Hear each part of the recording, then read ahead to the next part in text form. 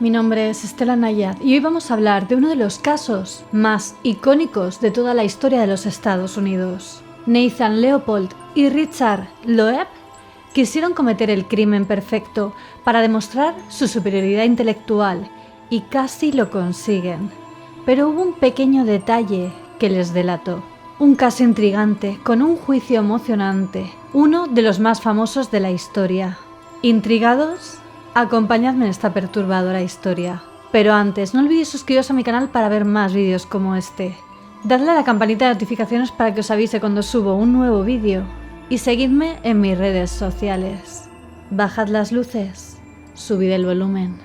Y ahora sí, comenzamos. El caso de Leopold y Loeb. El crimen perfecto.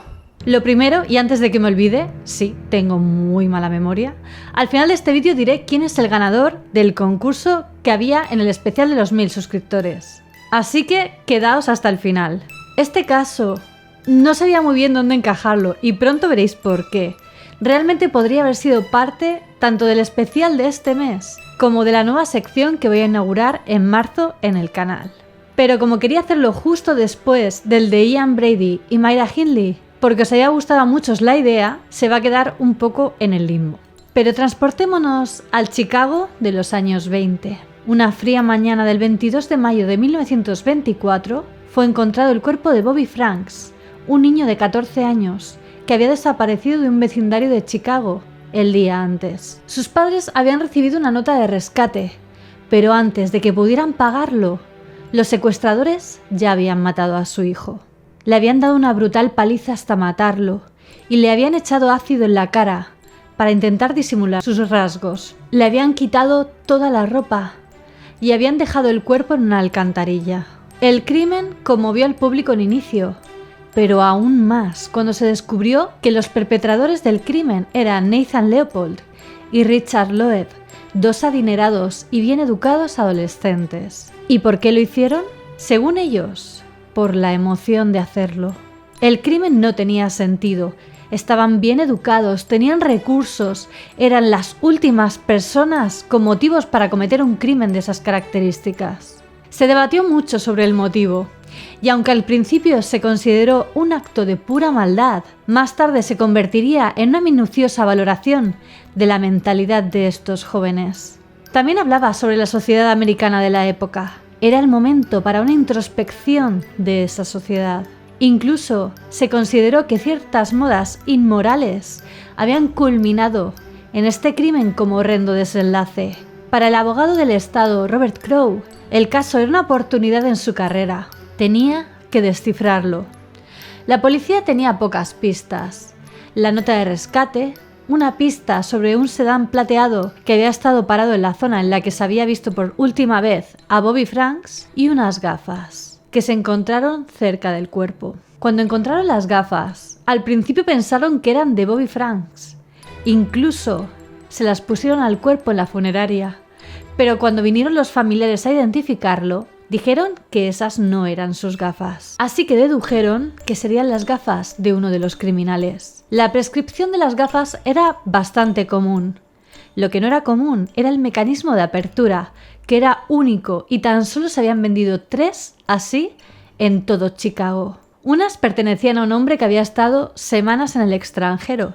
Otras a una mujer que rápidamente fue descartada como sospechosa porque cuando fueron a su casa llevaba las gafas puestas. Y las terceras pertenecían a Nathan Leopold, de 19 años, que vivía en el exclusivo vecindario de Kenwood, en la zona sur de Chicago. Aunque parecía improbable que el chico hubiera tenido nada que ver en el crimen, Robert Crowe mandó 3 detectives a la casa de Leopold, con órdenes de traer a Nathan para interrogarlo. Nathan Leopold estaba estudiando en la Facultad de Derecho. Tenía un brillante futuro delante de él y su familia tenía en aquel momento unos $4 millones. Así que no tenía sentido que él hubiera cometido un crimen así. Pero aún así, Robert Crowe pasó toda la tarde y parte de la noche interrogando a Nathan Leopold. Cuando le enseñaron las gafas, se encogió de hombros, dijo que era un experto en pájaros y que hacía expediciones para estudiar a los pájaros cerca de donde el cuerpo fue encontrado. Las gafas se le habrían caído del bolsillo de su chaqueta en algún momento de sus excursiones. Esto parecía cuadrar. La noche del asesinato la había pasado conduciendo por la ciudad con su amigo Richard Loeb. Su coartada era que había recogido a su amigo Richard y estuvieron dando una vuelta con el coche. Tomaron algunas copas y recogieron a 2 chicas con las que estuvieron tonteando, pero al final ellas rechazaron tener sexo con Leopold y Loeb, así que se bajaron del coche y ellos se marcharon. Mientras Crowe interrogaba a Leopold, la policía registraba su habitación y su estudio, y encontraron una carta para Richard Loeb que sugería que eran amantes. Esto no le encajaba a Crowe porque si eran homosexuales, ¿por qué diría Leopold que pasaron la tarde intentando conquistar a chicas? De modo que decidió que quería interrogar también a Richard Loeb. Algo extraño se estaba cociendo y Crowe pensaba llegar al fondo del asunto, aunque no fuera del agrado de todos. Richard Loeb se graduó en el instituto con 14 años e inmediatamente se matriculó en la Universidad de Chicago, donde se hizo muy popular. El padre de Richard Loeb era el vicepresidente de Sears Roebuck, una cadena de tiendas departamentales, con una fortuna de unos $10 millones de la época. Loeb corroboró la coartada de Leopold, pero a Crowe todo esto le daba muy mala espina.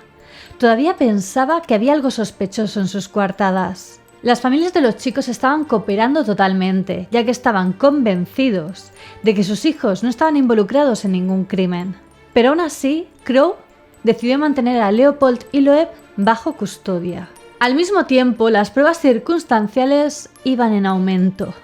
La letra en el sobre de la carta del rescate coincidía con la de Nathan Leopold, y la carta, que estaba mecanografiada, había sido conectada con la máquina de escribir que Leopold poseía. Pero entonces, el chofer de la familia Leopold se presentó en la oficina de Crowe. El padre de Leopold lo había mandado allí con una información que el señor Leopold consideraba que confirmaba la inocencia de Nathan. No podían haber estado cerca de donde se encontró el cuerpo porque, en el día del crimen, el coche de Nathan había estado en reparación en el garaje. Estas noticias lo único que hicieron fue confirmar que la coartada de Nathan era falsa. Todo apuntaba a los 2 adolescentes. Mientras tanto, los chicos estaban detenidos en habitaciones separadas. Primero Crowe fue a la celda de Richard Loeb y le presentó todas las pruebas que tenía. Así que Richard confesó directamente, abrumado por las evidencias, y le dio a Crowe detalles que solo los asesinos conocían, pero culpando a Nathan del crimen. Entonces fue a hablar con Nathan y le expuso estos detalles, por lo que inmediatamente supo que Richard había confesado. Así que él empezó a confesar también, pero culpando de todo a Richard. El crimen había sido planeado durante meses y de verdad esperaban salir completamente impunes. El objetivo, matar.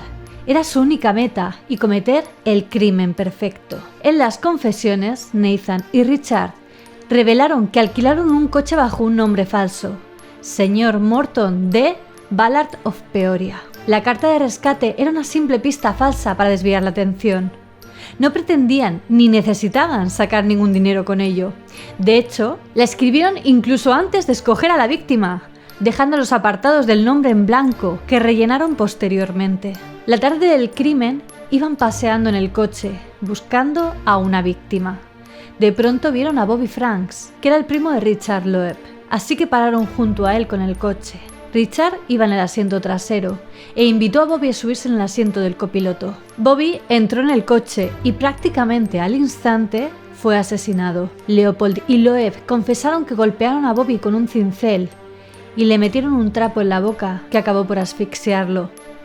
Entonces condujeron hasta los humedales, cerca del lago Michigan, pero haciendo una parada para comprar unos perritos calientes y cerveza. Echaron ácido clorhídrico en la cara y en los genitales de Bobby para dificultar su identificación y lo metieron en el tubo de drenaje de la alcantarilla donde lo encontraron. Para poder construir el caso delante de un jurado, Crowe realizó con Leopold y Loeb una reconstrucción de los hechos desde que compraron el cincel hasta que se deshicieron del cuerpo. La situación casi les fascinaba. Yo creo que estaban apreciando demasiado la atención. Prácticamente estaban haciendo un tour a las personas que les iban a llevar a juicio. Ya habían sido descubiertos y no podían escapar de este hecho, pero se estaban deleitando explicando su plan magistral. Crowe estaba emocionado. Tenía el conocido por la prensa como el crimen del siglo completamente resuelto. Un asesinato premeditado y cometido en la más absoluta sangre fría. Y tenía una intención muy clara. Quería pedir la pena de muerte. Era la historia más famosa de los Estados Unidos en aquel momento. Fue portada en los periódicos de Chicago durante 4 meses. Y también fueron portada del periódico más importante de América, el New York Times, 3 días seguidos. El público general seguía el caso muy de cerca. El perfil de los asesinos era muy poco convencional. Estos chicos eran guapos, eran elegantes y tenían estilo.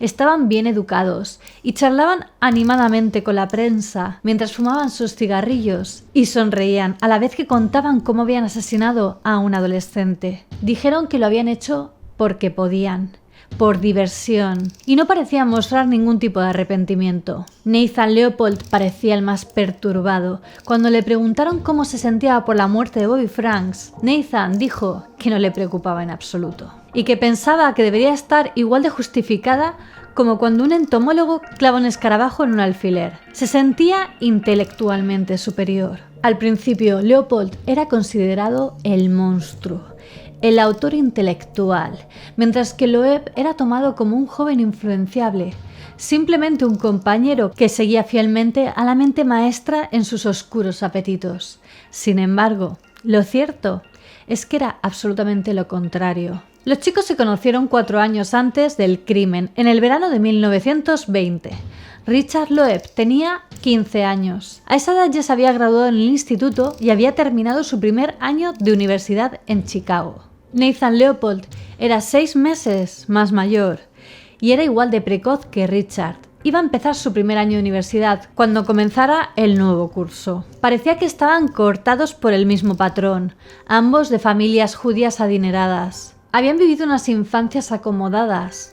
Nunca les había faltado de nada y vivían a pocas manzanas el uno del otro. Se volvieron mejores amigos muy rápido, para sorpresa de los que les conocían, ya que externamente eran muy distintos. Richard Loeb era una personalidad deslumbrante. Dicen que cuando entraba en una habitación brillaba con luz propia. Era inteligente, era atractivo, tenía un exquisito gusto al vestir y una radiante sonrisa. Nathan Leopold, sin embargo, era todo lo contrario. Era un poco unicejo, tenía una imagen más sombría y oscura, menos fiable. Su presencia generaba todo lo contrario, rechazo. Era un sabelotodo que siempre tenía que dar su opinión en todo. Nathan Leopold se enamoró de Richard Loeb y le idolatraba. Por el otro lado, a Richard Loeb le resultaba agradable tener un admirador que siguiera sus pasos. Alguien que le hacía sentir constantemente inteligente, atractivo y muy especial, un ser por encima de los demás. Lo que acabó siendo el asesinato del siglo comenzó de forma muy inocente, con una estrategia para hacer trampas jugando las cartas, que Richard había desarrollado. Pero a partir de ahí, Richard quería jugar a juegos más peligrosos. Richard Loeb estaba fascinado por el crimen, leía novelas de detectives, noticias y artículos sobre crímenes. Idealizaba a los criminales como si fueran algo excepcional en la raza humana, y él se sentía parte de esa excepción. Nathan aceptó participar en los crímenes, pero pidió algo a cambio. De modo que hicieron un pacto secreto. Richard tendría sexo con Nathan por cada crimen que cometieran. Al principio Richard cometía pequeños actos de vandalismo, sustraían cosas de tiendas, pero luego empezaron a robar coches y a quemar edificios, y poco a poco la cosa iba escalando hasta que Richard sugirió cometer un asesinato.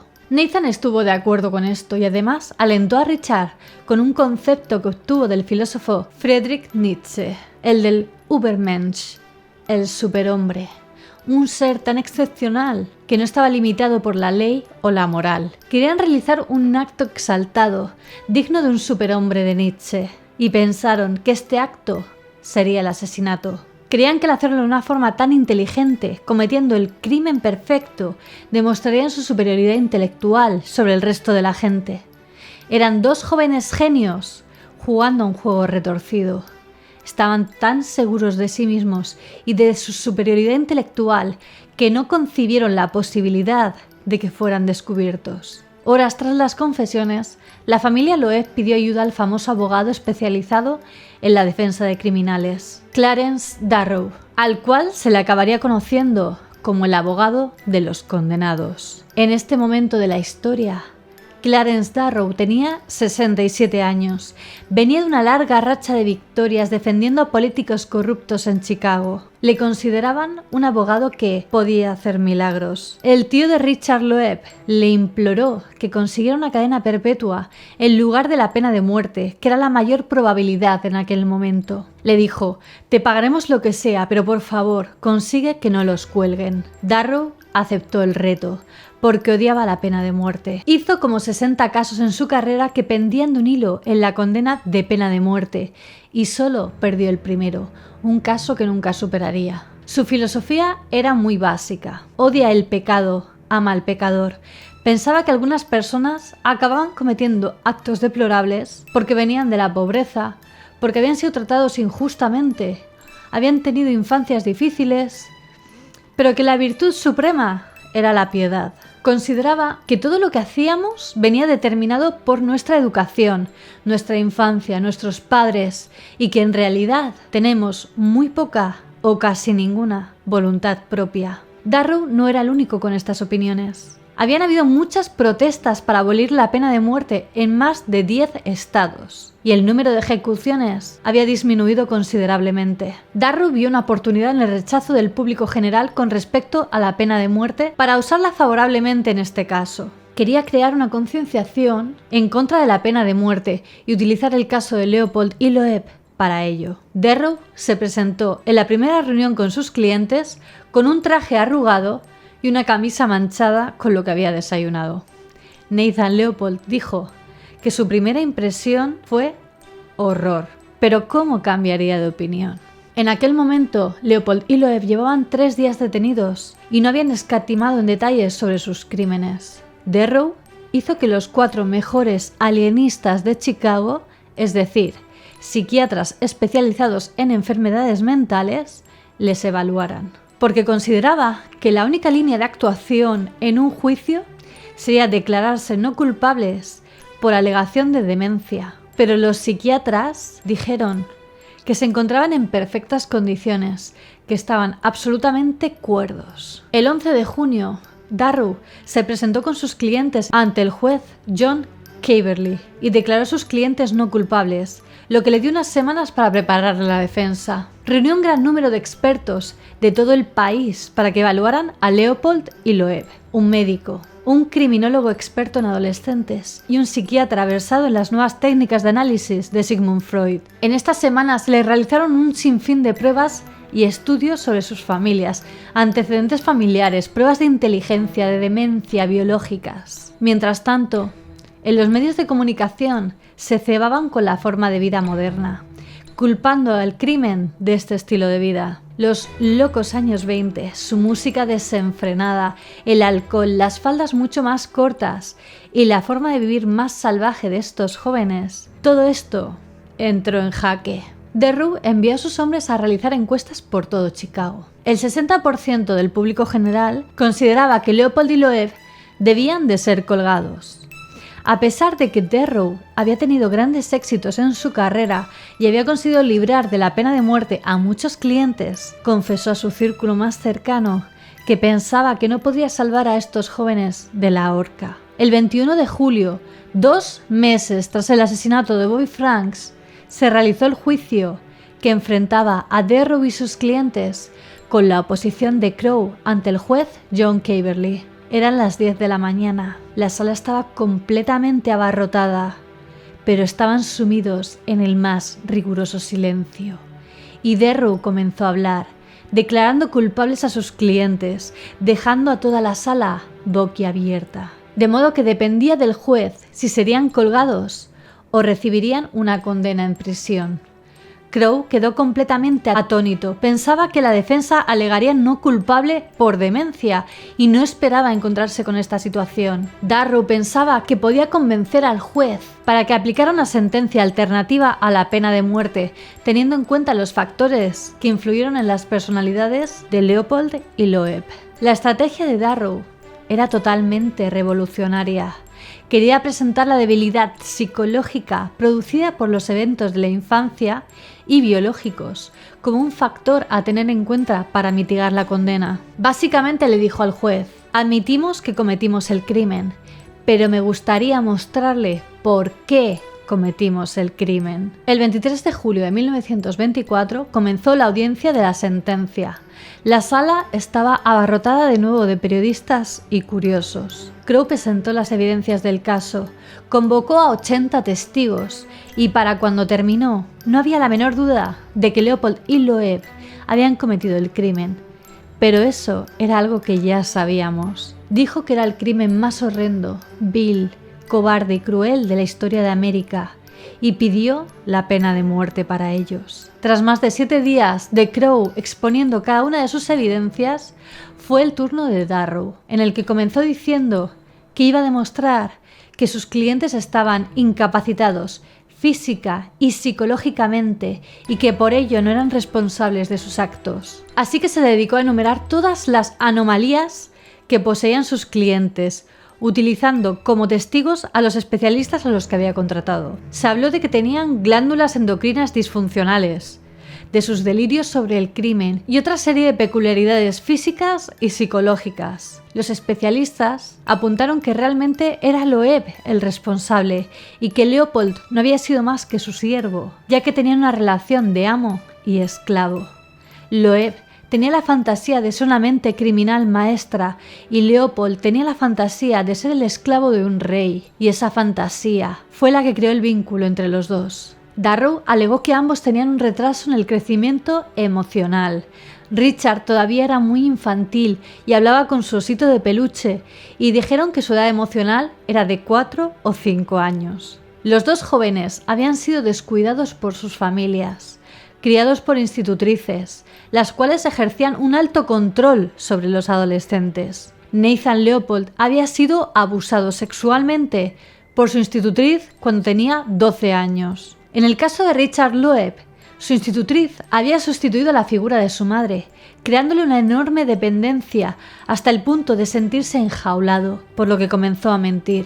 Así, Darrow declaró que estos dos jóvenes adinerados, provenientes de familias pudientes, eran en realidad unas víctimas. Tenían una vida de sobreprotección, pero con familias frías y distantes, desconectadas de ellos, y debían de ser compadecidos en lugar de odiados. Crowe consideraba una desfachatez estas alegaciones, y siempre que podía recordaba la brutalidad del crimen para intentar hacer entrar en razón a la audiencia. Este examen freudiano de la situación consiguió hacer dudar al público general. Era una propuesta demasiado nueva, pero razonable para muchos, y otros se preguntaban si en realidad estaban todos locos como Leopold y Loeb. Algunos padres se empezaron a cuestionar el comportamiento de sus hijos normales. Tal vez en realidad tendrían alguna deficiencia como Richard y Nathan. El viernes 22 de agosto, más de 200 personas habían entrado a empujones en la sala.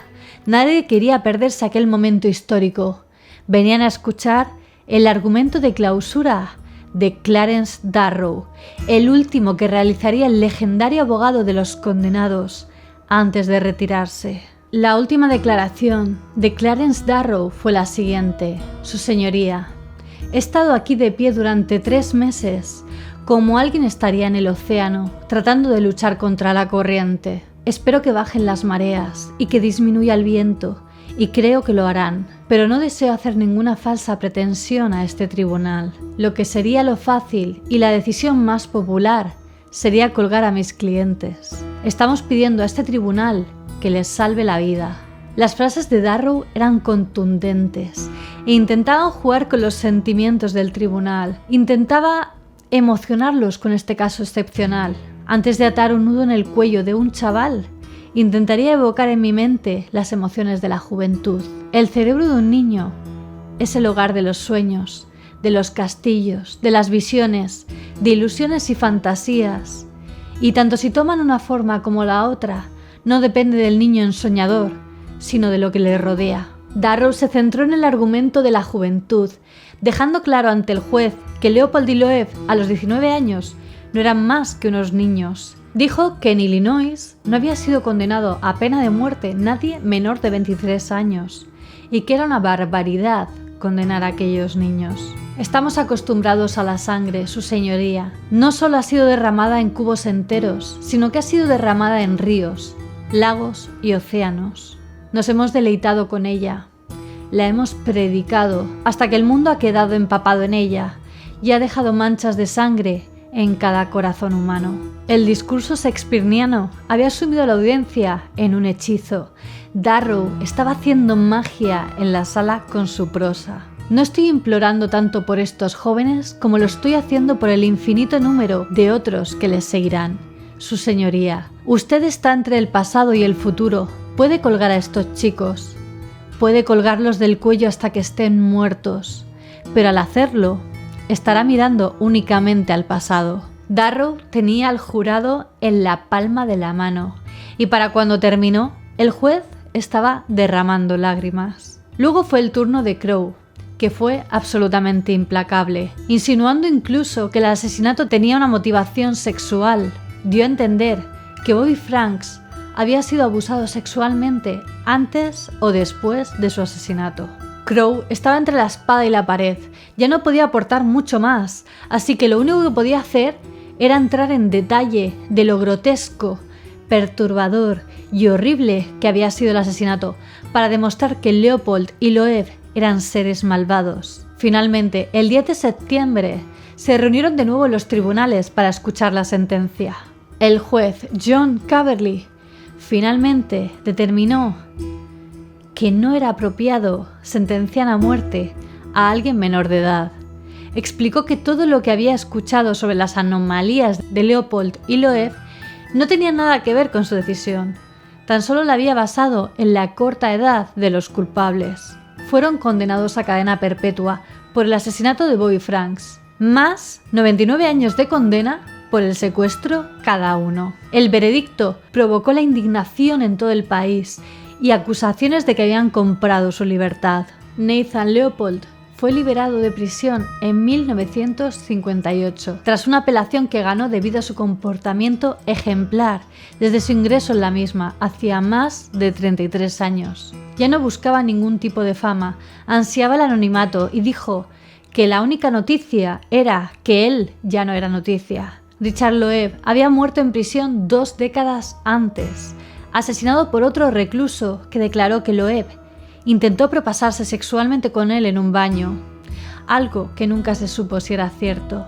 Así acabaría la historia de Leopold y Loeb, pero la fascinación continuaría a lo largo de las décadas, siendo uno de los casos más famosos e icónicos de la historia. Y bueno, hasta aquí el caso. ¿Pensáis que la sentencia fue justa? ¿O pensáis que debían haber sido condenados a muerte?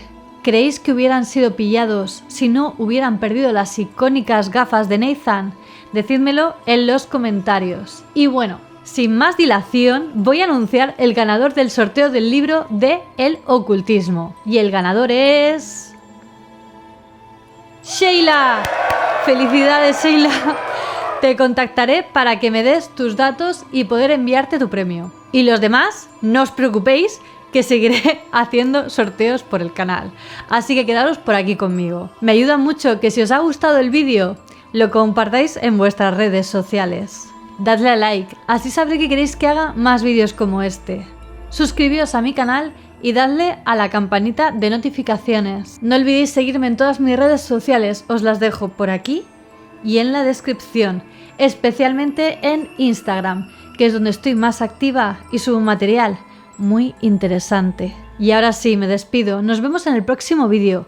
Recordad que subo nuevos vídeos cada semana. ¡Hasta pronto!